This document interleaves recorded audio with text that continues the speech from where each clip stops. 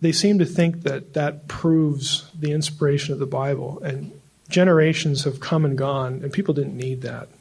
I don't think we need it now.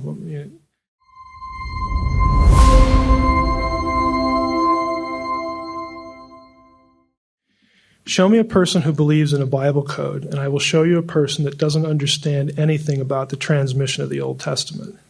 And what I mean by that, it sounds harsh, but I think it's necessary to say it that way. We have thousands of manuscripts of the Old Testament, either in whole or in part. They do not all agree in every place. Dead Sea Scrolls, showed this abundantly. Yes, there's a high degree of transmission accuracy, high 90 percentile. There's nothing like Old and New Testament for textual transmission on the planet. It exceeds any piece of classical literature exponentially.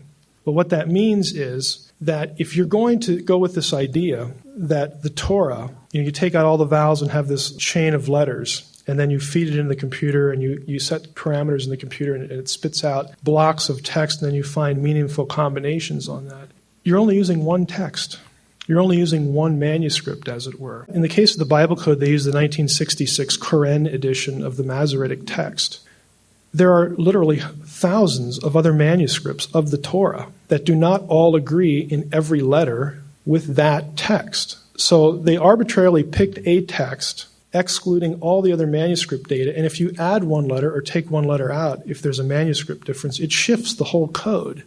Not only that, but the scribes, the Masoretes, which is a scribal term, they actually produced a system of notes, footnotes, as it were. Since they were responsible for copying the Old Testament, every once in a while they would come across, a manuscript difference or something they just thought, boy, I remember seeing a manuscript a few years ago, and it didn't have this letter in it. They were that good. They had the entire thing memorized, letter for letter.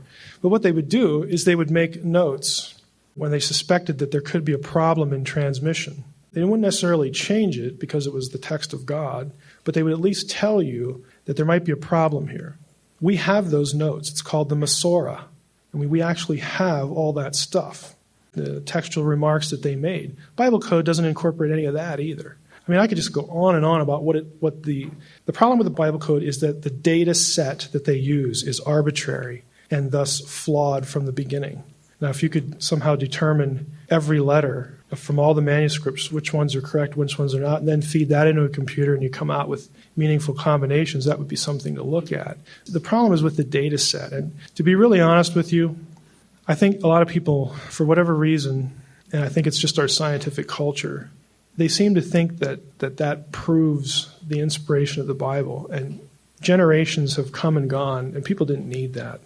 I don't think we need it now.